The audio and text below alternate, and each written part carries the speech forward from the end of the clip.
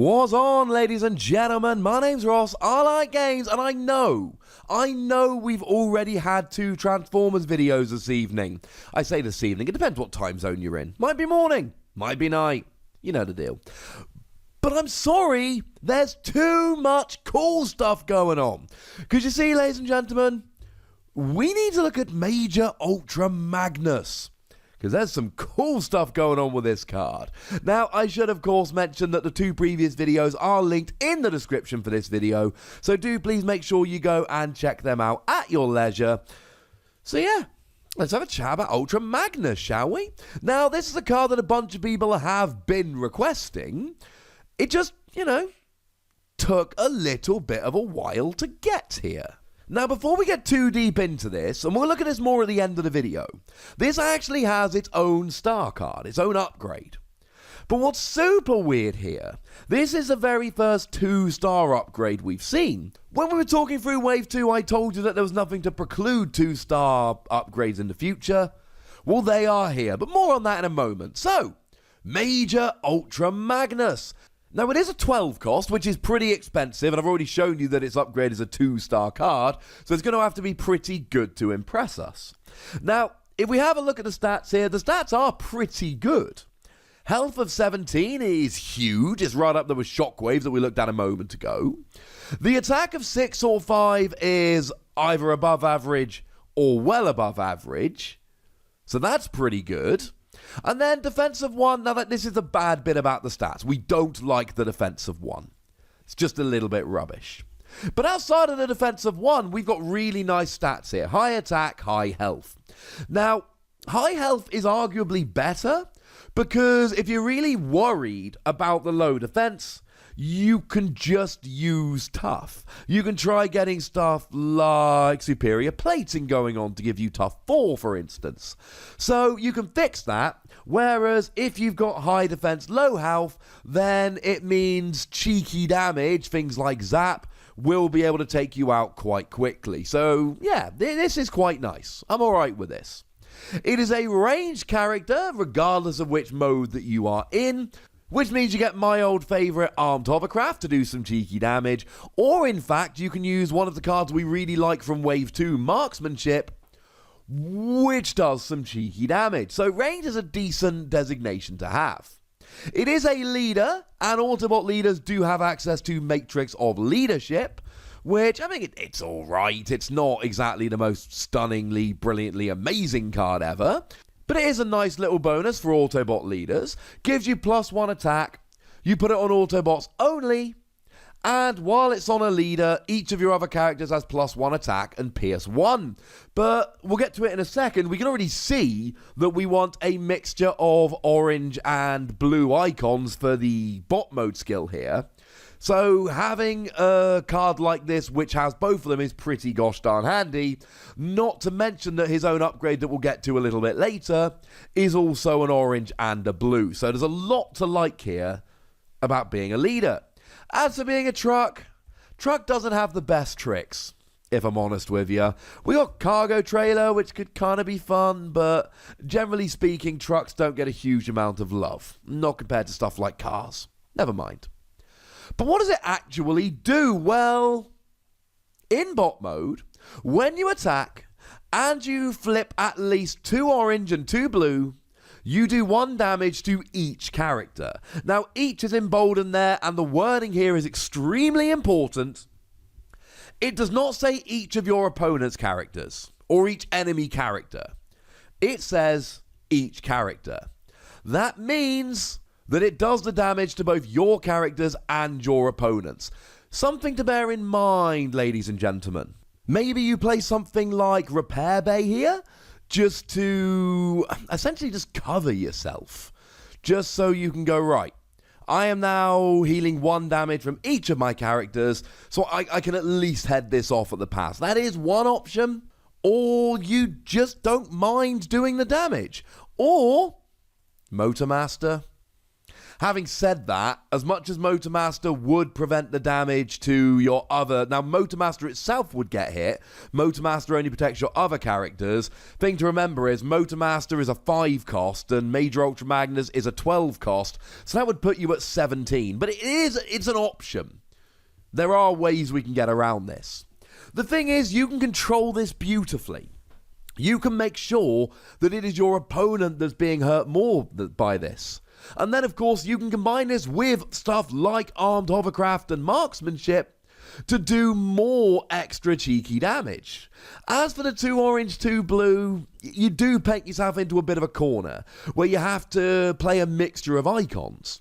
Now, the good news is you've got high health, so you don't need to add that much defense. You can get away with it a little bit. And similarly, your attack is high to begin with, so you don't necessarily need to add that much. But what you really need to do here is take advantage of these double pip cards. So Matrix of Leadership, definitely a cool option here. And also, you've got the upgrade we're going to talk about in a bit. I keep teasing that, but we are genuinely going to talk about it in a bit. And of course, let's not forget everyone's favourite rollout, which is absolutely an option. Flips all your characters to its other mode, but also, you know, got the double icon. So I like this a lot. Generally speaking, you want to be in this mode most of the time. There is an exception, I'll get to that in a minute. Because you've got the same stats as you've got in alt mode, but you've got this amazing skill as well. You're not a truck, but outside of that, you're pretty good. Speaking of alt mode, you do become a truck, which is quite nice. You do lose 1 attack, which is rubbish. But you gain a couple of skills. Before the game begins, you may put an Ultra Magnus armor from your deck onto this. So you start the game with an upgrade already attached. That's pretty sweet. And yeah, your opponent can play a Vaporize on their first turn and get rid of it. Well, if they do, they do. There are ways to get these back. We've got cards like Reclaim that can get them out of the scrap pile. It's not the end of the world. But this means you don't have to dig for it. This means you've got it right there at the beginning.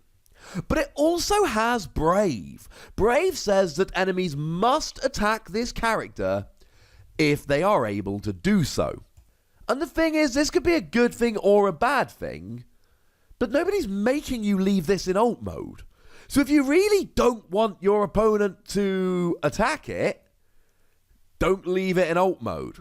Now, to be fair, there is another option. What you can do is attach a stealthiness, because we have had a ruling from the lovely folks over at the Transformers HQ in one of their weekly roundups that stealthiness, meaning enemies must attack other characters if able, and Brave essentially cancel each other out. So you could put a stealthiness on here to get rid of Brave if you didn't want it, but I think Brave here is kind of nice. The whole you get to put the upgrade on happens before the game begins, so you don't ever need to worry about that. That's by the time the game starts, that skill is gone. You've done it, you've used it, it's over. So if you really don't want the Brave, flick into bot mode. And to be honest, most of the time you'll want to be in bot mode because you've got the extra attack. But you've always got that option for Brave. Brave says that if your opponent is able to attack it, they must. So let's say, for argument's sake, you've got 1 tapped character that isn't Major Ultra Magnus. They would have to go after that, because the rule is you can only attack tapped characters unless there are no tapped characters. So if everyone's untapped, your opponent has to go after Ultra Magnus. If there are multiple tapped characters, including Ultra Magnus, they have to go after Ultra Magnus. But if there are tapped characters and Ultra Magnus is untapped, then your opponent cannot go after it because they're not able. So, of course, another way to get around Brave would just be make sure you've got another tapped character, leave this untapped, job's a good one. And yeah, if you're a 12 cost, you can play a free wide deck of a couple of weaker characters because you've still got 13 stars to play around with. That's assuming you're not playing the upgrade. More on that in a moment. I promise you we're getting to it. So Brave can be a good thing or not.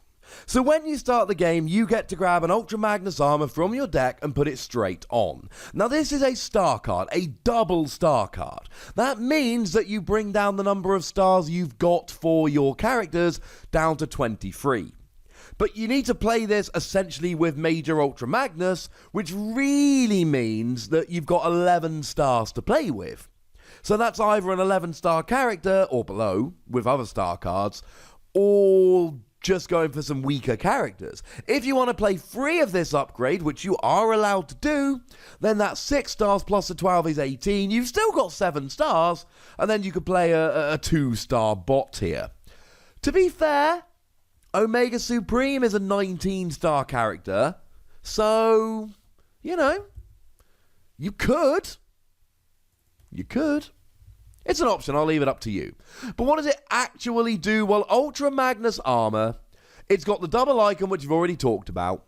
It can only be put onto Autobots, though it can be put on any Autobot, not just Ultra Magnus. It gives you +2 attack and +2 defense, which is nuts, right? Ion Blaster of Optimus Prime is a really good upgrade, which can only be put onto Optimus Prime. And that gives you +2 attack, +1 defense, and nothing else, and only has a blue icon. But if the upgraded character would take non-attack damage, it takes that much damage -1. This is really nice. Now, if you weren't playing Ultra Magnus, this would be really situational. And playing a 2-star battle card which is situational sounds like it might be silly. Because if you're playing against someone playing Armed Hovercraft, this is great. Everyone with this on doesn't take the damage. Although what I really want the ruling on, and I think I know this based on previous rulings, but what about Wave 1 Shockwave? I might have to send this into the weekly rules roundup. Decepticon Shockwave, when a card is scrapped from your opponent's hand, they choose one of their characters and do 1 damage to it. But a previous ruling has said that each card scrapped is a different instance of 1 damage. So I believe that Ultra Magnus armor should protect you from all of them. So if you've scrapped like 20 cards, you should take no damage, because it's not 20 damage down to 19, it's 20 instances of 1 damage down to 0. But it's situational, you might not be against that. But in comes Ultra Magnus. If Ultra Magnus has this attached, then when it hits the double orange, double blue, every character but him takes it. And if you can get Ultra Magnus armor on your other characters, they don't take it either. Now, one thing that would be really cool here is whacking it on Motormaster, because then Motormaster wouldn't take the damage, or they take 1 less, and then it would protect all your others. But remember, Ultra Magnus armor is only to be put on Autobots, and Motormaster is a Decepticon, so unfortunately that will not work. Boo, hiss, sad face, etc.